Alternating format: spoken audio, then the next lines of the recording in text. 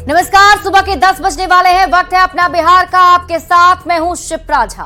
लोकसभा चुनाव से पहले बिहार में एनडीए की सरकार कानून का राज स्थापित करना चाहती है। जनता की उम्मीदों पर खरा उतरने के लिए साफ तौर पर माफियाओं पर कार्रवाई के संकेत दिए गए हैं। वैसे भी जब बीजेपी विपक्ष में थी तो कानून व्यवस्था के साथ साथ बालू और शराब माफियाओं के आतंक के मुद्दे पर सदन से सड़क तक इस मुद्दे को उठाती रही थी।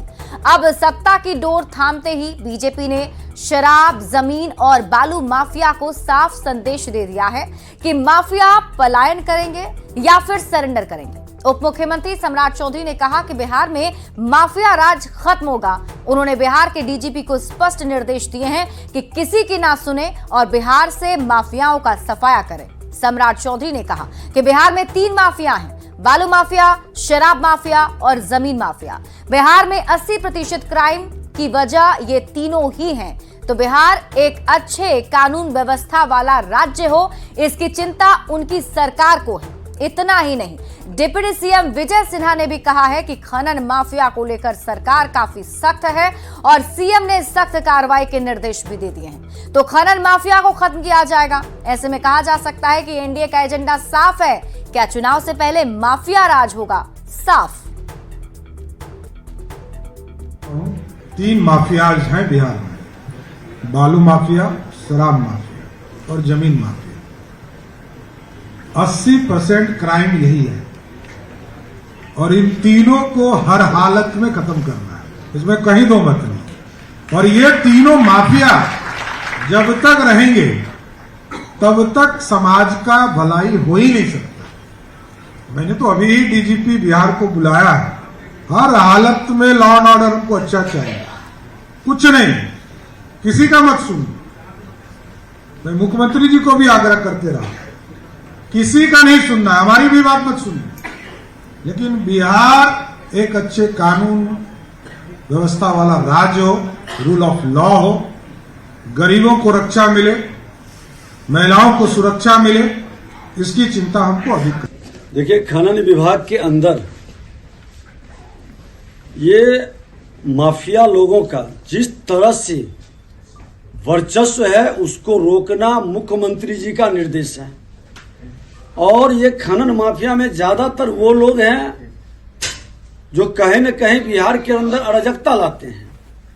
आज हमने निर्देशित किया है कि इस पर पूरी कमांड करनी है और कमांड कंट्रोल रूम एक बनाना है जो हर घाट का डायरेक्ट यहीं से बैठ के मॉनिटरिंग होगा, सीसीटीवी कैमरा लगाए और खनन विभाग का अपना फोर्स हो, ताकि खनन विभाग के पदाधिकारी को ऊपर कोई हमला न करे। और जिस थाना क्षेत्र के अंतर्गत हमला हुआ है वैसे थाना क्षेत्र के पदाधिकारी की भी जिम्मेवारी तय करने के लिए संबंधित पदाधिकारी को हमने कहा कि पत्र लिखे। तो बिहार में कानून का राज स्थापित करने के लिए एनडीए का एजेंडा साफ हो चुका है। किसी भी हाल में बिहार से माफिया राज को खत्म कराना है। बिहार की जनता को लूट रहे ठेकेदारों और माफियाओं से मुक्ति दिलाना है। बीजेपी का साफ तौर पर कहना है कि साल 2020 के चुनाव के दौरान जनता से जो कमिटमेंट किया गया था उसे ये सरकार पूरा करेगी। कानून व्यवस्था से जनता को संतुष्ट करना एनडीए का एजेंडा है। तो रोजगार के साथ बिहार में कानून का राज स्थापित करना भी बीजेपी का एजेंडा है। बीजेपी ने साफ कह दिया है कि बालू माफिया, शराब माफिया से जुड़े एक एक व्यक्ति की जांच होगी और इतनी सख्त व्यवस्था की जाएगी कि या तो ये माफिया बिहार से पलायन कर जाएंगे या फिर उन्हें सरेंडर करना पड़ेगा। तो पुलिस अब माफियाओं के हमले का शिकार नहीं होगी। बिहार एक अच्छे कानून व्यवस्था वाला राज्य हो, इसकी चिंता एनडीए की सरकार कर रही है। तो बिहार से माफिया राज खत्म करने के लिए डीजीपी को स्पष्ट निर्देश भी दे दिया गया है। लोकसभा चुनाव में माफिया राज को खत्म करना क्या अहम मुद्दा बनेगा? अब ये भी सवाल बनता जा रहा है, क्योंकि बीजेपी खास तौर पर इस मुद्दे को उठा रही है और इस पर बात भी की जा रही है। वहीं डिप्टी सीएम सम्राट चौधरी के बिहार से माफिया राज खत्म करने के बयान पर सियासत भी जारी है। जरा सुनिए क्या कुछ कहना है कांग्रेस और आरजेडी का। हाँ, माफिया राज अगर साफ हो जाए तो अच्छी बात है। एडीआर की रिपोर्ट बताती है कि बड़े बड़े माफिया भारतीय जनता पार्टी में बैठे हुए हैं, बड़ी संख्या में अपराधी बड़े पदों पर है भारतीय जनता पार्टी में। तो माफिया राज अगर साफ हो जाए तो भाजपा साफ, हमें बड़ी खुशी होगी। इसी के साथ सम्राट चौधरी जी अगर एक काम ये भी कर सके कि बेरोजगारी साफ, महंगाई साफ और किसानों का कर्जा माफ, तो मैं तो हाथ जोड़ के एकदम सुबह शाम उनको रोज प्रणाम करूंगा।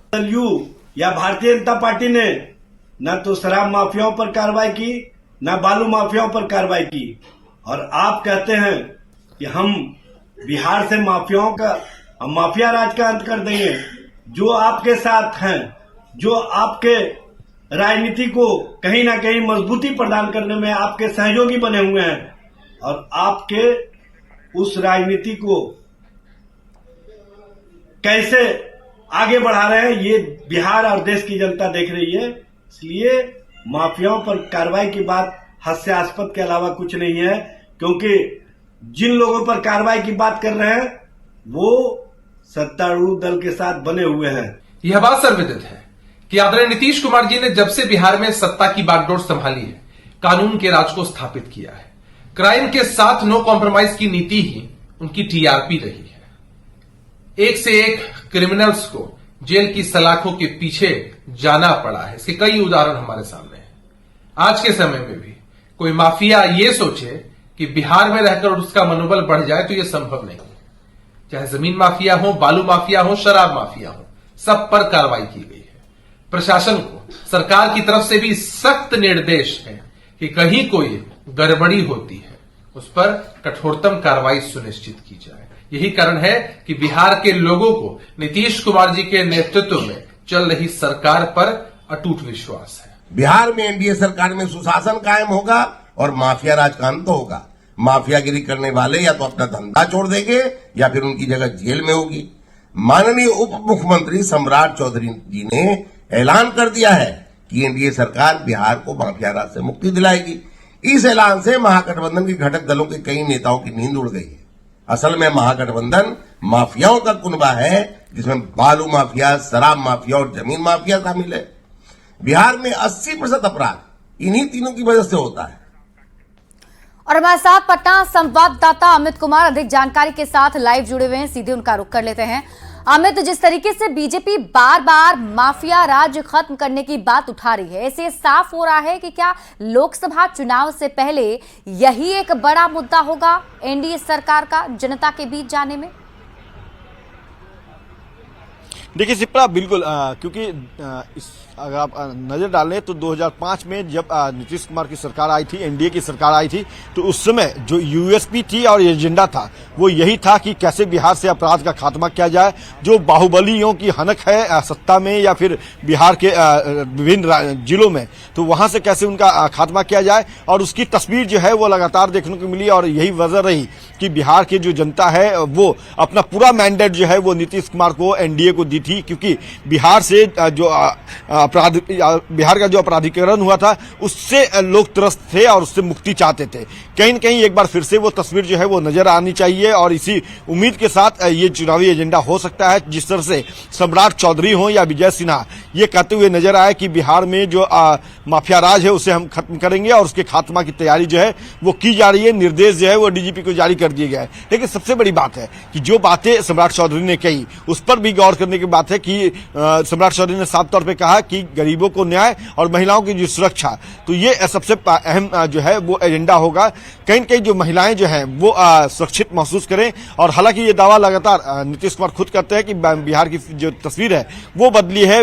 जो महिलाएं हैं वो अपने आप को सुरक्षित महसूस करती हैं। 15 साल पहले की जो दुहाई है वो भी नीतीश कुमार लगातार देते हैं। और कहीं कहीं वो चीजें, वो तस्वीर जो है उसमें और मजबूती प्रदान की जाए, ये सरकार का जो है मुख्य उद्देश्य रहा है। और इसी वजह से कल जो बैठक हुई, जिस तरह से बालू माफिया, शराब माफिया या दूसरे जो अपराधी हैं जो अपराधीकरण करना चाहते हैं बिहार का, उसके खात्मे की बात की जा रही है, तो कहीं न कहीं कह सकते हैं कि जो यूपी का जो स्ट्रेटजी रहा, जिस तरह से यूपी में सरकार बदली और उसके बाद माफियाओं पर नकेल कसा गया और उसके बेहतर तस्वीर जो है नजर आ रही है, जनता का साथ मिल रहा है, तो उसी फॉर्मूले को बिहार में भी लागू करने की कोशिश जो है बिल्कुल जो है वो हम भी अगर देखें तो बीते कुछ दिनों में पुलिस की टीम पर हमले की बात की जाए या माफियाओं की तरफ से पुलिस को निशाना बनाया जाए, ऐसी कई सारी खबरें हमने भी देखी हैं। जाहिर सी बात है कि उस पर एक्शन लिया जाएगा, लेकिन किस रणनीति के तहत आगे बढ़ा जाएगा, कार्रवाई किस तरीके से आगे बढ़ेगी, इसको लेकर कुछ रणनीति बनाई गई है एनडीए सरकार की तरफ से।